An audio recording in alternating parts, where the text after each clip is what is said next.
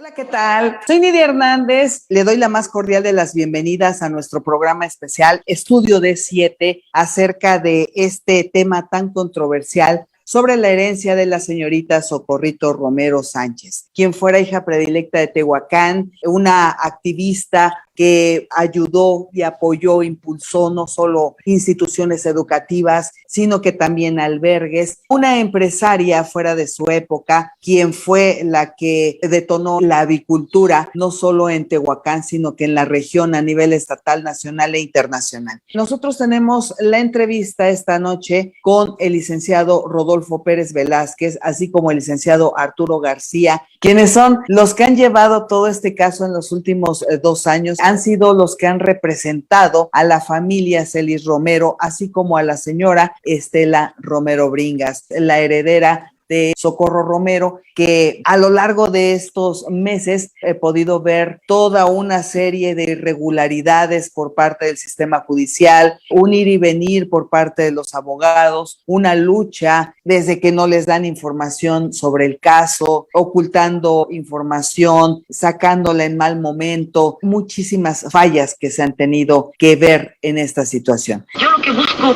primordialmente es que no se vulnere el nombre de una persona, que no se falsifique su voluntad al haber fallecido. Me llamó la atención que esta señora dice: voy a hacer respetar la voluntad de mi tía.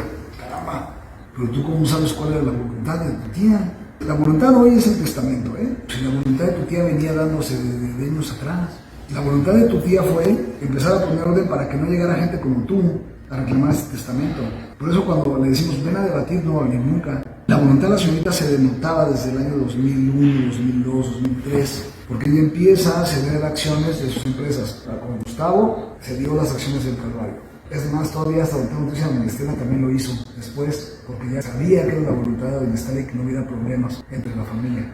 En entrevista para El Sol de Puebla, Romero García Crespo dijo que la relación con su tía siempre fue de mucha cercanía. Mi papá fallece cuando yo tengo 4 años y la relación que tuvimos siempre fue de ir a visitar a mi tía todos los domingos. Fue una relación de sobrinas-tía, sino como ellos que quieren hacer ver la relación que ellos tuvieron con ella, que es de jefa-trabajadores. Haciendo alusión a la declaración de Miguel Celis que ella, Olga, no ha tenido relación con las empresas del grupo Socorro Romero Sánchez. Y en el caso de esta señora Molina, ¿cuál es tu recuerdo de ella? ¿Cuándo la conociste? ¿Cuándo la viste por primera vez? Pues en la escuela con una amiga en el Benavente. Yo iba en segundo secundaria, ella iba en primero de preparatoria. ¿Hasta secundaria, no antes? No antes. No, en la empresa nunca. Yo nunca la vi. En la familia no estaba nunca. No, así como en fiestas de... No, ella era caballero, no. Realmente ella no entraba nunca. Era hija del mundo caballero. Del mundo caballero. Pues no, ella siempre era rara, ¿no? Como reacia a involucrarse con la familia, no sé por qué. O sea, yo siempre platicaba con ella o así y le decía, hola, ¿cómo estás? Pero ella caminaba para otro lado. Pues no había esa química, ¿no? Hacía comidas con sus trabajadores, iban familiares y nunca iba ella. Yo siempre trabajé y mi hermano también. Siempre estuvimos al pie de la letra, siempre. Yo jamás vi a mi tía que llamara a ningún otro familiar a su empresa, sobre todo a Monina. Yo jamás la vi que estuvo ahí, y lo puede decir, constatar la gente, tanto de La Vega como de Socorro Romero. Jamás llegó a trabajar ahí, jamás la vi con la señorita Socorro. Jurídicamente ya se ha probado completamente ante las autoridades judiciales que el testamento es falso, que fue falsificado, y estamos esperando ya las próximas fechas para desahogo de pruebas, que la verdad es que este litigio lo iniciamos hace alrededor de 10 años, no es de ahorita. La señora diputada lo que hace es presentar un juicio en 2016 y después un juicio en 2020. Yo te dejo que tú expliques bien. Ella dice, esto viene de muchos años atrás. Quiere decir que ella tiene un resentimiento y una intención de impugnar de años atrás. En la investigación privada hay un evento familiar donde le pretende hacer un testamento a Doña Socorro, y por eso Doña Socorro también tiene miedo de hacer testamento. ¿Por qué Doña Socorro? Explícala por qué hizo su testamento hasta el final. La respuesta conclusiva, porque ella ya había ido cediendo el poder en todas sus empresas, tanto a hermanos, que quede claro, como a Doña Estela. Porque todo uno piensa que los beneficiarios son doña Estela, Alfonso y Miguel, y no es cierto, los hermanos también. Hoy en día, que afortunadamente el panorama es otro y la justicia no se compra ni se vende, la familia Celis Romero está metida en serias dificultades. Pues hoy no pueden utilizar ya esos privilegios, ¿no? Hoy el panorama es otro completamente, la justicia se lleva a cabo, la justicia se aplica. Fíjate que esto se inició con la situación de que ella supuestamente era hija de Francisco Romero y posteriormente su madre, con una serie de testigos, y el señor Edmundo Caballero la reconocen como hija natural, hija del matrimonio, que luego ya viene, el equipo de investigación localiza un expediente donde ella desconoce haber sido hija de don Edmundo. Sí. Sin embargo, también el equipo de investigación posteriormente logra identificar que hay un juicio donde ella se apersona como hija de Edmundo Caballero. Entonces, ella no puede desconocer, además recuerden que el auditorio dijo que había falseado información don Edmundo, lo cual equivale a que su madre también, porque aparece en la misma acta, así como los testigos que están en la misma acta de nacimiento. O sea, estas personas, a dicho de esta señora, representante popular, dice que falsearon información, ¿no? Pero ella antes ya se había hecho sabedora y además ostentándose como hija de don Edmundo Caballero. Evidentemente se ostentó como representante de la sucesión, claro, evidentemente, como hija de Edmundo, para después decir que el señor falseó. O sea, la señora no dimensiona, y sus abogados, que tampoco revisan los antecedentes de los casos. Abogados, hay que revisar. Antes de ir a un juicio, y más de esta envergadura, hay que revisar. ¿Qué pasó antes? La señora se ostentó como hija del señor Edmundo Caballero para después desconocer con falsedades ante un tribunal. Fíjate nada más que el señor Edmundo había falseado. Lo más caro es el tiempo. Deja tú el dinero que le pudo haber dado en el mundo, unos bienes, lo que sea que el tiempo que le das a un hijo, sí. Eso es lo más valioso. Tiempo, dinero y esfuerzo, ¿no? El tiempo, pero el amor y el tiempo. El tiempo no tiene valor. Si yo te dedico 10 años o 20 años de hija, eso no tiene valor, no tiene precio, ¿eh? El tiempo que pasó contigo, cuando te enfermas, cuando te sientes triste, quien te reconforta, pues es la gente que está contigo, que fue don Edmundo, para que después esta señora venga a decir que el señor Edmundo falseó cuando ella antes se hizo pasar por su hija, ¿no? Es increíble. ¿Con qué? Con el afán de reclamar la herencia de la familia Romero. Se me hace totalmente antiético, inmoral, desagradecido, deshonesto, desleal.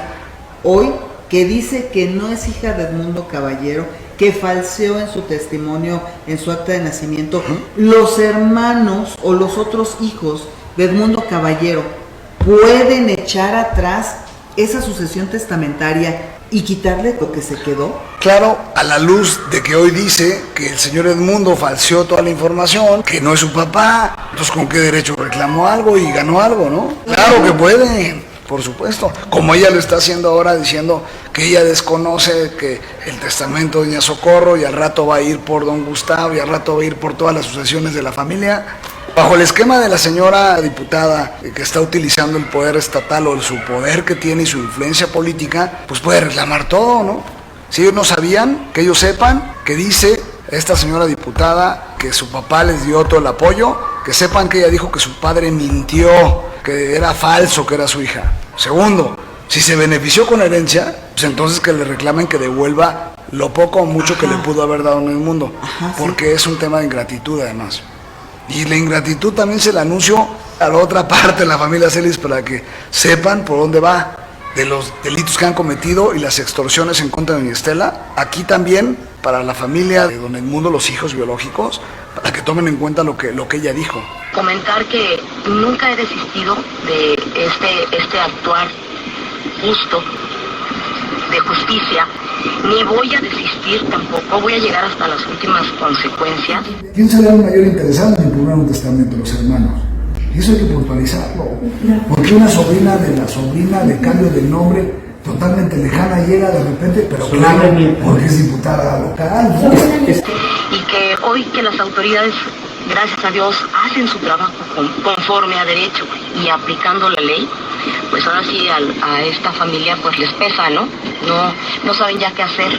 En este asunto están implicados varios personajes. Tristemente son personajes que en su momento fueron gente de mucha confianza de mi tía, son abogados, son notarios, la propia familia Celi Romero y otras personas por ahí que definitivamente no tienen escrúpulos ni moral. Quiero decirte que estas personas pues están actuando de esta manera, están denunciando toda esta bola de hechos sin fundamento, porque obviamente cada uno de ellos, como te decía, ya tienen carpetas de investigación, ya tienen órdenes de aprehensión por diversos delitos. Por eso es que están escondidos, por eso es que no dan la cara. ¿Estás dispuesto a comparecer? Pues siempre, en no he condiciones estado nunca oculto en ningún lugar, ¿no? Sí, exactamente. Sí he estado pendiente porque realmente pues a nadie le gusta que lo estén siguiendo con camionetas y metralletas por atrás. Creo que cualquiera se asustaría, pero Dios va a poner las cosas en su punto. Sí, hoy apenas estamos en pruebas porque hay órdenes de aprehensión. Sí hay carpetas, sí, ella lo dice, lo reconoce públicamente, ya reveló que hay carpetas. ¿Por qué si estamos en etapa de pruebas en el juicio civil hay una carpeta de investigación? Pues claro que no es posible, no debería de ser así. Si hay un juicio civil para demostrar que el testamento es nulo, pues no lo razonable es terminar el proceso civil y después, si se declara que el documento es nulo, te vas a un juicio penal. Justo cuando se iba a hacer la prueba civil, llega la fiscalía y con el notario se lleva el testamento original. Eso es antiguo con un proceso civil. Se llevan del notario el testamento y se llevan escrituras donde obra la firma de Doña Socorro. Todo esto sin citar a Doña Estela, sin dejar intervenir a Alfonso o a Miguel, que además ellos no intervinieron en el testamento. No son herederos, pero además no estaban presentes en el momento del testamento. Cada uno de ellos, como te decía, ya tienen carpetas de investigación, ya tienen órdenes de aprehensión por diversos delitos. Y los jueces dicen que no hay orden de aprehensión. Y llega la señora a decir públicamente 2 veces que hay órdenes de aprehensión. Y te voy a decir el delito que pudiera estar cometiendo. Si es que hubo necesidad de cautela, ya no la hay, porque ya lo dijo, ¿no? Ya lo dijo ayer, ya se acabó la cautela, cancele las órdenes, le pido que cancele la orden de aprehensión, porque además ya se presentó públicamente Miguel, la señora está en su casa, y ahí estamos, ellos no son unos delincuentes, ni te van a fumar, ni se van a asustar de la acción de la justicia, pero si la señora dijo, rompiendo la reserva de la parte, cometiendo un delito del Código Penal, ¿qué dice el 362 del Código Nacional? Deber de guardar secreto, 362, no se debe dar información ni divulgar sobre lo que se va a decir. También el artículo 141 del Código Penal de Puebla, en la sección tercera, dice delitos cometidos en la procuración y administración de justicia y en otros ramos del poder público. Dar a conocer a quien no tenga derecho documentos, constancias o información que obren una averiguación previa, carpeta de investigación o en un proceso penal, y que por disposición de la ley o resolución de la autoridad judicial sea información clasificada o reservada o confidencial. La orden de aprehensión es una información reservada. La señora no podía en ningún momento salir a decir que tiene órdenes de aprehensión, salvo que sea con un fin intimidatorio, pero con eso cometió un delito porque ella no podría dar esa información. De hecho, las audiencias para solicitar orden de aprehensión no debería de ser, pero así se hace por costumbre, que no va más que el Ministerio Público. Entonces, en técnica y en teoría, no sabe la supuesta víctima que existe esta orden de aprehensión. 2, el delito de operaciones con recursos de procedencia ilícita es en agravio del Estado, de la economía pública del Estado, no de la señora Romero, porque ella tiene que decir que hay órdenes de aprehensión.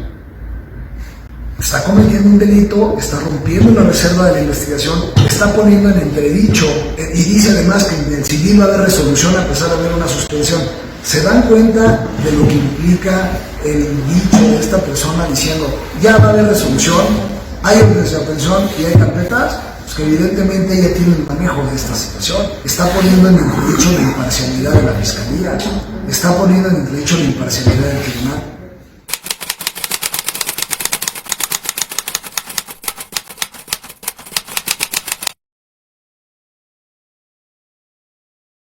En el andar de Doña Socorro, que le gustaba andar por todas las granjas y todo, y él fallece en un accidente porque se cayó un pozo.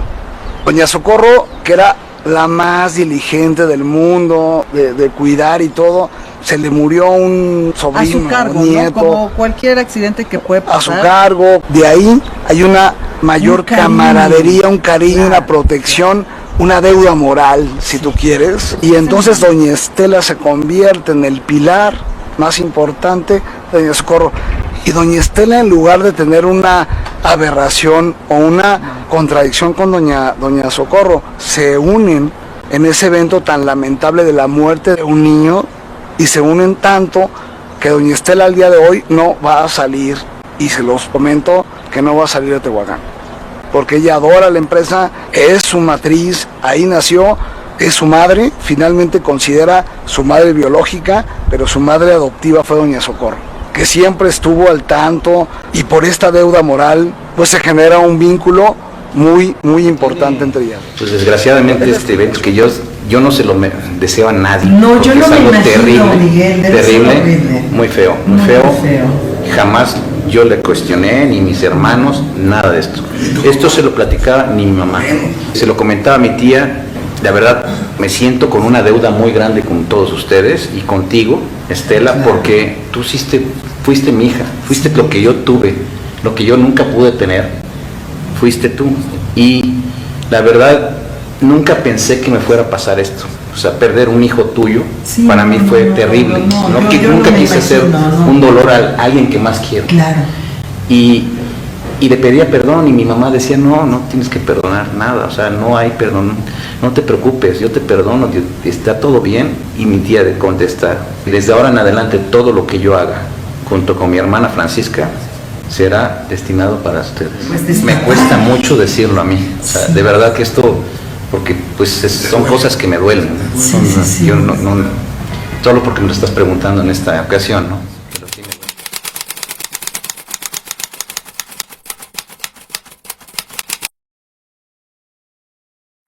Era y trataba de ver a Dios en los demás.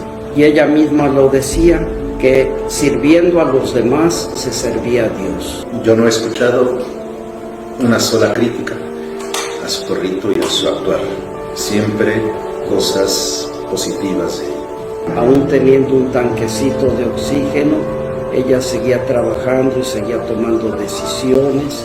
Hasta el último momento de su vida prácticamente estuvo laborando. ¿Ya en los últimos días platicó con ella?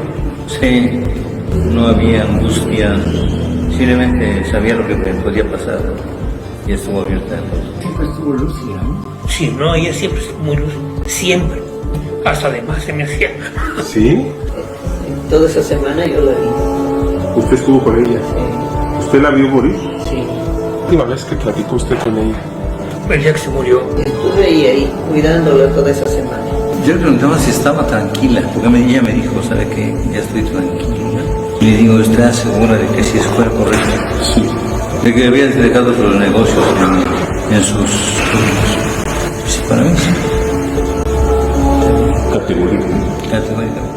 Recordemos que nos quedamos en un amparo que había hace mucho tiempo suspendido el juicio civil y que posteriormente se quedó sin efectos la suspensión. Sin embargo, hubo un cambio de juez y no se volvió a mover ese expediente. En lo que se resolvía este amparo era contra el juicio intestamentario que había promovido ilegalmente la señora Monina y que entonces estábamos nosotros impugnando ese acto en ese amparo. El amparo se ganó, como tú sabes, se informó en primera instancia y estábamos en espera de una revisión. Este amparo tenía como puntos esenciales o como puntos medulares el hecho de que había una omisión. Es muy importante recalcar que por parte del juzgado primero civil de Tehuacán, que conoce de la sucesión, hay una omisión cuya calidad es absoluta. ¿En qué sentido? No hay un solo acto en ese proceso reconocido judicialmente, incluso en los informes justificados en los amparos, que tienda a llamar a los albaceas, a pesar de que en ese proceso existe ya exhibido el testamento,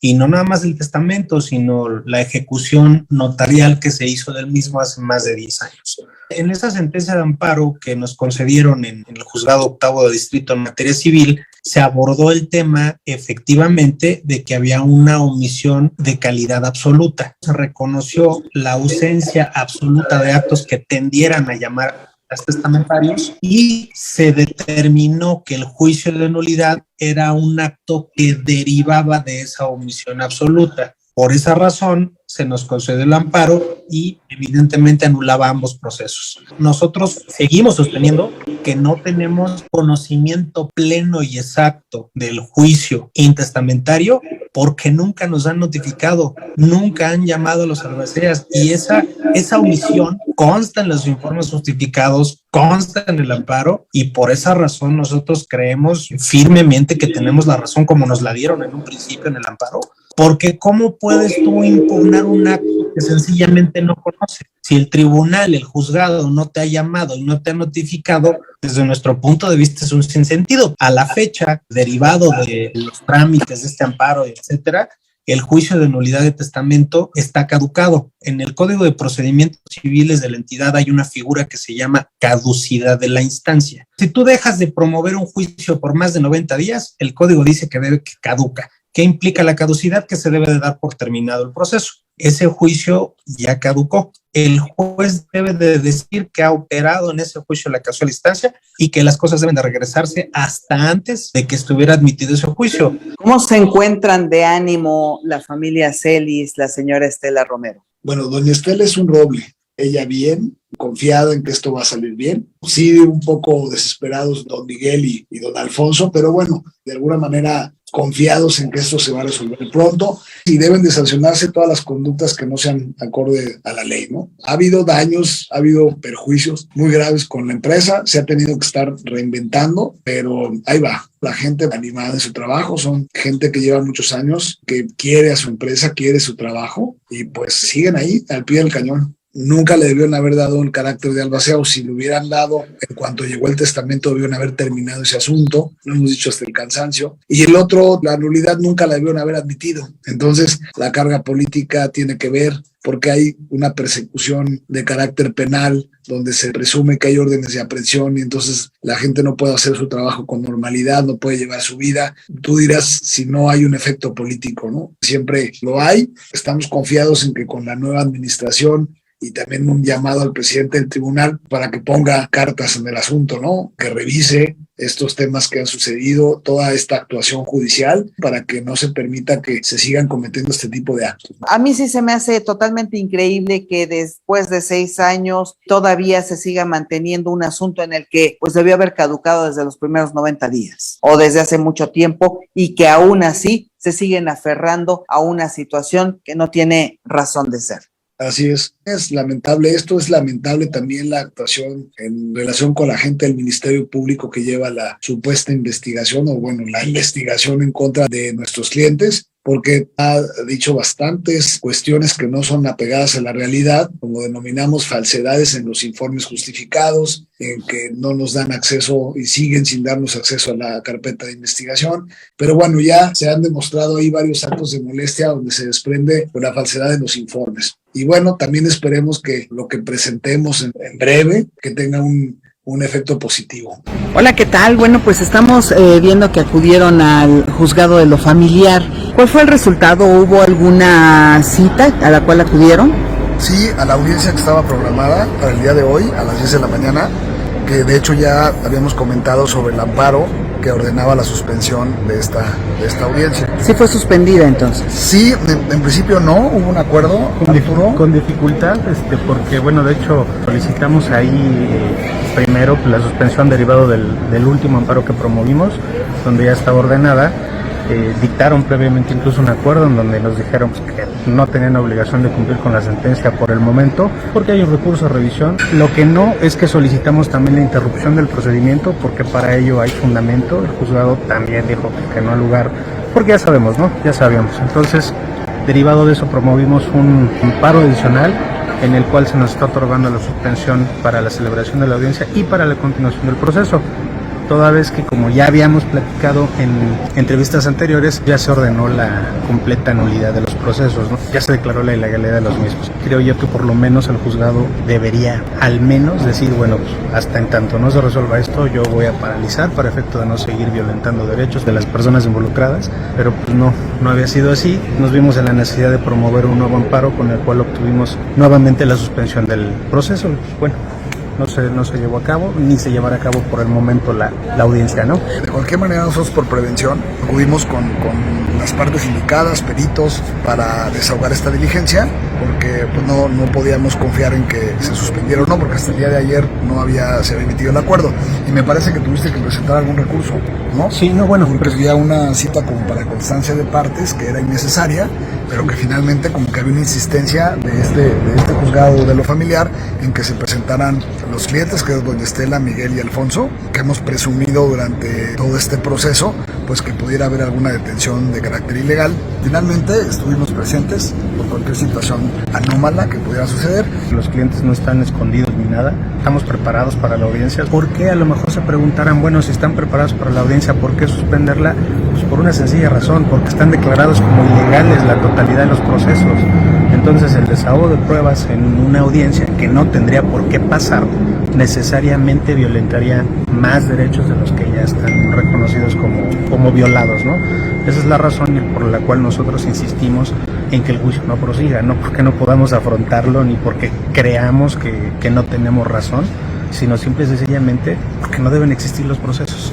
De cualquier manera nos hicimos presentes las partes, peritos, por todo lo que hemos vivido en este asunto, lo que ha sucedido en el juzgado, desde las negativas de conocer el expediente, de ver acuerdos, del tema del registro de títulos, en fin, todo esto que ha ido sucediendo, el no acuerdo de promociones. ¿Cuántas eran? Más de 22 promociones que nunca se acordaron, no se acordaron en el tiempo que establece la ley y que se tardaron meses. Bueno, pues por todo esto, la verdad es que fuimos a hacer frente a la posibilidad de una audiencia. Nos llamó la atención que no fue la contraparte. Derivado del amparo que nos fue concedido, nosotros solicitamos al juzgado cumplir en forma inmediata con el amparo. El juzgado ya lo teníamos contemplado, pues iba a decir, bueno, esa sentencia de amparo no está lo que se denomina jurídicamente firme porque hay posibilidad de acudir a un recurso que se llama recurso de revisión, que conoce un tribunal colegiado. Ya hay reconocimiento de una autoridad federal sobre la ilegalidad del proceso, de todo el proceso. O sea, olvídate de 1, 2 o 3 actos, de la totalidad del proceso ya hay un reconocimiento judicial de una sentencia de amparo que dice que el proceso es indebido y que es ilegal. Con fundamento en eso y con fundamento en las reglas de procedimiento de la entidad, le solicitamos, bueno, si no vas a cumplir de forma inmediata, interrumpe el proceso. Ambas solicitudes nos fueron negadas, ya lo tenemos contemplado también. En atención a eso, fuimos preparando un diverso amparo. Debo decirte que por regla general la ley de amparo dice que los procesos no se suspenden. Entonces, ¿eso qué te quiere decir? Que en 2 ocasiones hayamos obtenido la suspensión de los procesos quiere decir que las ilegalidades son tan grandes, tan evidentes, que el juez de distrito razonablemente le da para decir el proceso debe suspenderse a efecto de no seguir violentando derechos. El artículo 150 de la ley de amparo dice que por regla general los juicios o los procesos de donde se reclaman los actos que dicen que son lesivos no se suspenden. Creemos que la acción por sí sola no debe prosperar, es decir, la demanda por sí sola no deberá prosperar, no tiene jurídicamente posibilidades de que se dictara una sentencia favorable a la demanda. Un juicio que ya está declarado como ilegal, pues no debería seguir violentando derechos de las personas. En atención a eso es que nosotros estamos promoviendo diversas acciones a efecto de que no continúe, insisto, no porque no creamos que no tenemos la razón, sino porque la razón ya nos la dieron, los procesos son ilegales. Hace bastante tiempo, ¿no? Así es. Claro. Y nos las da la ley además. Yo creo que la ley es clara en lo que se refiere al trámite de la sucesión intestamentaria y en relación a cómo debió haber resuelto el juez en la nulidad, ¿no? No obstante, hay jurisprudencia en el sentido de que la suspensión decretada en un juicio de amparo surte efectos desde que se dicta, no desde que se notifica. Precisamente la activación de este proceso en la insistencia del juzgado familiar, nosotros tenemos la teoría, creo que es válida, que lo que se pretendía es realizar una detención ilegal de nuestros clientes en el momento de la audiencia, ¿no? El Ministerio Público ha negado que ha solicitado una orden de aprehensión, que repetimos nuevamente, la Fiscalía, los jueces penales, niegan haber girado a la fecha una orden de aprehensión, pero sin embargo nuestra contraparte, la diputada, lo dijo públicamente que había órdenes de aprehensión. Violaba la secrecía de la investigación, pero que evidentemente que denotaba en una estrategia de la contraparte que buscaban o que no vinieran por temor a esta audiencia, que no se presentaran o que se presentaran y fueran detenidos. Y por eso hablamos de una estrategia frustrada, porque esto a través de los juicios de amparo, de lo que se ha obtenido afortunadamente con la justicia federal, es frustrar esta estrategia. Claro que si se utiliza este tipo de estrategias sobre posible detención, que merma evidentemente la capacidad de defensa, porque tú cuando tienes el temor de ser detenido o aprehendido, pues evidentemente que no te desarrollas en tu función normal diaria, ¿no? Claro, porque, no es lo mismo que estés compareciendo en una audiencia pensando que afuera te están esperando, claro, ¿no? A que se trata solo de un juicio civil. Eso va a afectar, evidentemente, a que afecta el desarrollo emocional de una prueba, como es la confesional, que se tiene planeada para ellos. Eso evidentemente afecta, ¿no? Hay un síndrome que tiene la gente cuando tiene ese temor de la detención, en donde ya no quiere salir a la calle. Se desarrolla un temor a salir de tu casa, a salir de tu trabajo, a transitar en tu vehículo, a irte de viaje. Entonces, nuestros clientes han estado sufriendo ya durante varios meses esta situación, que repetimos evidentemente que estamos presentes y demás para condenar el proceso. Claro, en la medida en que no sean detenidos ilegalmente, ¿no? Y no sean privados de su libertad ilegalmente. Entonces, una prisión, como ahora le llaman justificada, pues sería injustificada. Máxime todo lo que hemos ido diciendo en este espacio y en otros espacios, todo lo que hemos presentado en materia civil, en materia penal, pues evidentemente no debería estar ocurriendo. Y esto nos lleva y nos entra a este proceso pues tan injusto que se está viviendo y que se mantiene vivo tanto el asunto civil como el asunto penal, para lograr un beneficio económico que por ningún motivo le correspondería a esta persona, a ninguno de los dos que promueven, ¿no? Ni a la diputada Monina, ni tampoco a este señor Marco Aurelio, que lamentablemente está enfermo, pero que no por ello le correspondería algo, ¿no? Sino por el contrario, no les corresponde absolutamente nada. El testamento es válido, nosotros contamos con elementos probatorios. Si no tenemos la oportunidad de defendernos en la carpeta, ese es un problema y es por lo que se dice que es falso. Pero no ha llegado todavía ese momento de probar, ni siquiera en materia civil, porque es ilegal que incluso existe ese procedimiento, y evidentemente que lo penal es mayormente ilegal. Claro. Porque si en materia civil no se ha comprobado, no se ha desarrollado la prueba, ¿cómo es posible que hoy se afirme a nivel penal pues que hubo falsificación de un documento, ¿no? Y sin que la contraparte hubiera tenido oportunidad de defenderse. Que es totalmente injusto. El no avisarte, ¿no? Es totalmente injusto. Y hay una lista grande de amparos intentados tanto en materia civil como en materia penal. Claro que todos tienen su particularidad, tienen su estrategia, tienen su razón de ser. Y además, finalmente, hemos dejado claro, reiteramos que no hay ningún tema de lavado de dinero, ni de... aparte el lavado de dinero, aquí lo estamos usando en México, por eso tenemos las recomendaciones que tenemos, porque se está utilizando para fines políticos, fines patrimoniales, y no para abatir la delincuencia organizada. Tenemos violaciones al debido proceso en materia civil, pero también tengo entendido que hay, además del proceso de nulidad del testamento, existen denuncias penales, ¿no? Entonces, por eso te decía, lo que ha existido es una implementación. Es apabullar por todos lados, a ver cuál pega, a ver cuál pega. A ver por dónde, que es una especie de coacción. Esto, digamos que no es nuevo, y cada vez el sistema internacional se está preocupando de este fenómeno, porque si yo quiero obtener algo de ti, pues te pongo una demanda penal, y a esto le llamamos criminalización. Y con eso... Y hasta lo metes por el lavado de dinero, como decía él, para poder o sea, imagínate el lavado de dinero, o sea, sí, doña, aquí, te digo, no solamente defendemos a doña Estela, sobre todo a sus hijos, a Miguel y a Alfonso. Oiga, que viera a doña Socorro, oye, están acusando de lavado de dinero. ¿De cuál lavado? De procedencia ilícita, si todo viene del trabajo familiar. Oye, que hay una disputa, está bien, pero no puedes utilizar esta figura del lavado de dinero que está creada para trata de personas, delitos graves contra los bienes fundamentales y las personas, ¿no? Claro. Donde se trastoca la vida, donde se trastoca la libertad psicosexual, psicoemocional, el derecho a la salud de los niños, de los jóvenes, por temas de drogas. No es para otra, no es para eso. No es delincuencia organizada, estás hablando de a lo mejor, porque no la hay, pero vamos a darle el carácter de, oye, tiene derecho la persona a impugnar, está bien, pero no a través de un mecanismo de la utilización del aparato estatal. Algo que no termino de entender es, ¿por qué si estamos hablando de juicios civiles, se habla de carpetas de investigación, de órdenes de aprehensión, de lavado de dinero? O sea, ¿hay también procesos penales a la par?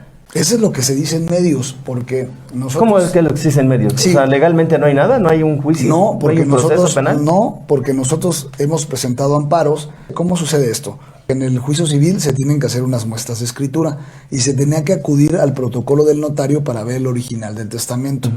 Cuando eso se iba a hacer en el juicio civil, llegó un oficio del notario ya en preparación de la prueba y dice, no puedo aportar el original del protocolo para que lo vean los peritos en grafoscopía porque me lo pidió la fiscalía.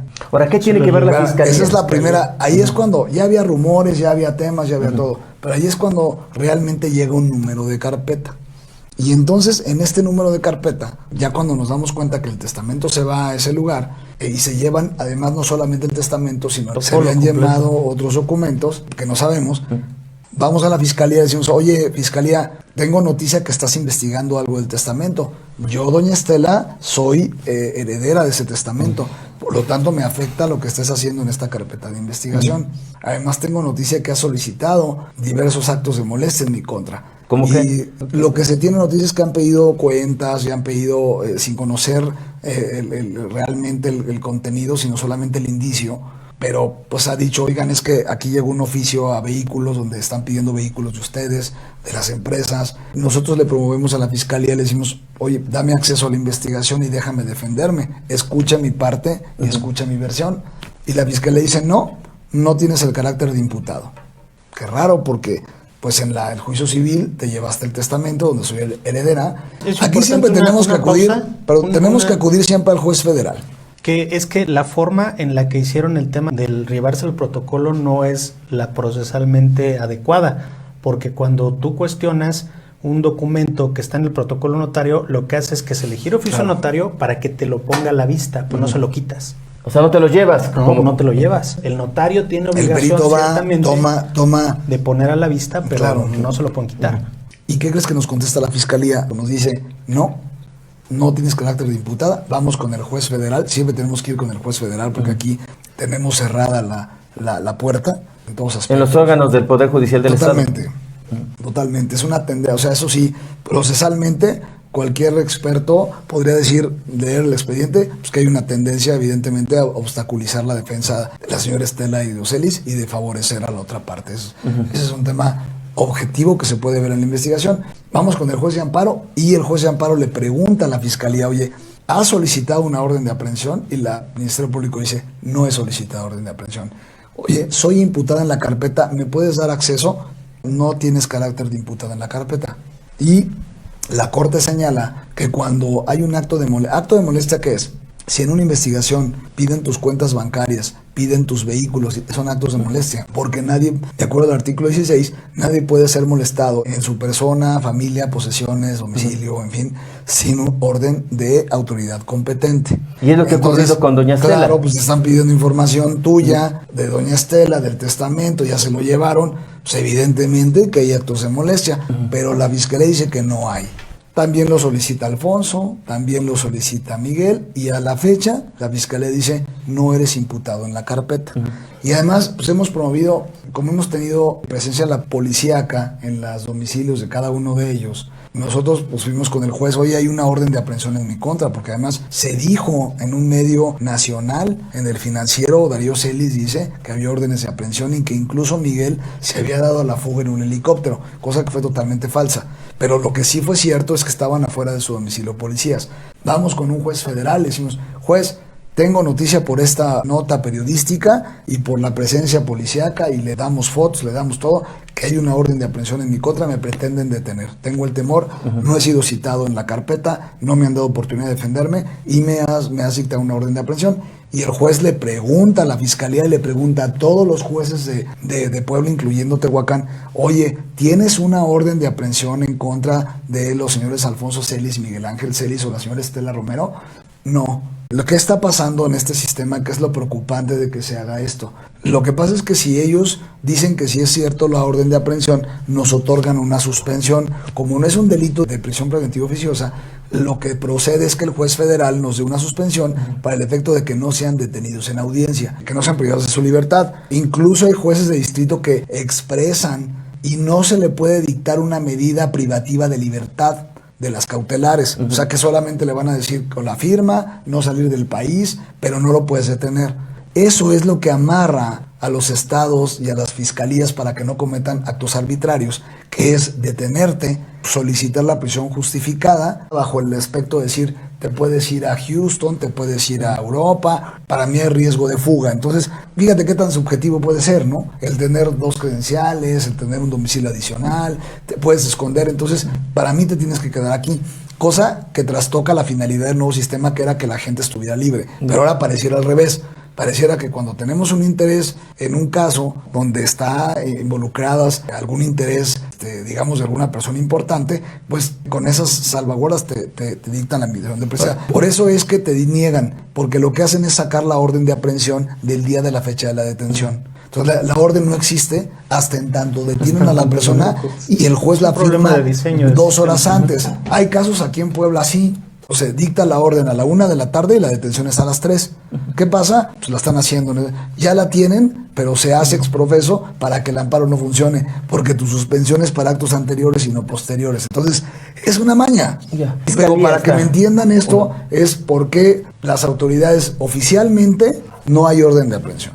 Oficialmente no hay carpeta de investigación. Ahora llega la señora y dice, hay órdenes de aprehensión en contra. La diputada en declaraciones a la prensa. Lo está declarando, o sea, rompiendo la reserva de la investigación. Si se supone que la orden de aprehensión es por cautela, de hecho, a la víctima no la dejan ir a la audiencia, que debe ser en audiencia, por cierto, aunque lo hacen a través de medios electrónicos. Ella, rompiendo el sigilo de la investigación y la cautela, pues dice que hay órdenes de aprehensión. Entonces hay que cancelarlas. Si hay órdenes de aprehensión, hay que cancelarlas porque la señora ya dio el aviso. La señora públicamente dijo, van a ver, ya vienen las resoluciones, o sea, anunció que ya venían las resoluciones favorables, da a entender eso en su declaración, y dice, y hay órdenes de aprehensión. Entonces ya la fiscalía, por una parte, me está diciendo que no hay órdenes de aprehensión, que no hay investigación, pero la señora dice, no, ¿cómo no? Si hay órdenes de aprehensión, entonces alguien está mintiendo, o están mintiendo la autoridad federal, o la señora está mintiendo en que existen órdenes de aprehensión, y es un amago totalmente claro en decir, tengo órdenes en su contra. ¿En manos de qué fiscalía estaría este asunto? Se dice por los medios que es la especializada de operaciones con recursos de procedencia ilícita. Así es. ¿Qué es la favorita de este gobierno? Bueno, de este y de varios, porque se está aprovechando esta integración, que además hay que hacer una acotación, ellos solamente pueden perseguir lavado local, y además hay que cuestionar la fecha de publicación, o sea, hay muchas cosas técnicas que no se está verificando, pero el problema es que te libran una orden de aprehensión, te detengo, te dicto prisión y entonces ya te tengo en mis manos para negociar. Y ahora, eso es lo triste, o sea, lo triste es el derecho penal es de última razón, es de última ratio, es lo que se debe, es lo último que el Estado tiene que hacer en un asunto para hacer justicia. ¿Tú crees que en este caso se necesita eso? Digo, si confiamos en las autoridades judiciales, pues dejen que el asunto civil se termine, pero ¿por qué involucrar un tema penal donde involucra una fiscalía que debería de perseguir temas de narcomenudeo, temas de delincuencia organizada, no temas de empresarios? La función de este tipo de fiscalías no es perseguir asuntos de fraudes en particulares. El lavado de dinero o lavado de activos, como se conoce a nivel mundial, está diseñado para combatir al terrorismo, al narcotráfico de alto impacto, incluso de alto impacto. Esto se les está dejando a los estados para el tema de narcomenudeo. Eso era la intención, no para que se convirtiera en una herramienta de extorsión. De golpeteo político. Y de golpeteo y no solamente de político, empresarial, patrimonial. Pues entonces ya a través de ello puede hacer lo que sea. ¿Cuántos civiles hay sobre el mismo tema? De origen dos. Son dos. ¿Y penales? Oficialmente ninguno. De nosotros de ¿Y amparo, extraoficialmente? No, nosotros llevamos cerca de 15 amparos presentados contra orden de aprehensión, pero siempre nos dicen que no hay orden de aprehensión, que no estamos investigados, que no somos imputados. Por eso digo, la verdad legal hoy es que, según lo que dice la Procuraduría, no estamos investigados en esa carpeta. Pero por otro lado, pues tienes a la persona diciendo, sí hay órdenes de aprehensión en su contra, ¿cómo no? Y ya se van a ejecutar y ya se van a hacer y en fin. ¿Qué te digo? Ante ese evento, pues seguiremos presentando amparos hasta en tanto descubramos que si existe o no existe la orden de aprehensión. Abogado, buenas tardes. ¿Cuál es el motivo de tu visita por Tehuacán? Ahorita nada más la intención es comunicarles que la familia Romero, derivado de todas las circunstancias, situaciones que se han vivido, que se han dado en estos últimos días, en conjunto con el equipo penal que asesora a todo el grupo, decidieron implementar ya acciones penales, denuncias penales en contra de servidores públicos por el uso indebido de atribuciones, de facultades. Se presentó una denuncia en contra del juez que admitió la demanda de nulidad de testamento. El entonces señor juez Hugo Solares Güences, actualmente ya no es juez familiar de aquí de Tehuacán. Parte de las acciones que se están emprendiendo como nueva estrategia de defensa ahora en materia penal que no se habían implementado, ¿no? Pero tenía que llegar algún momento en el que se tenía que hacer derivado de todas las irregularidades de las que ya hemos hablado, ¿no? Y a las que amablemente tanto ustedes como el público han estado muy atentos. Hay delitos específicos contra servidores públicos que se desprenden tanto del Código de Procedimientos Civiles como delitos específicos en el Código Penal, ¿no? Es la admisión de la demanda de nulidad de testamento sin cumplir con los requisitos mínimos de legalidad. Estamos implementando nuevas estrategias, tenemos muchísimas aristas, muchísimos caminos que explorar todavía. Es un camino largo, la familia Romero lo sabe desde el principio, porque todos los escenarios fueron planteados, todos los escenarios en el estudio integral que se hizo del juicio los tenemos contemplados. Están implementándose varias denuncias que en su momento ya las explicará el área de litigio penal.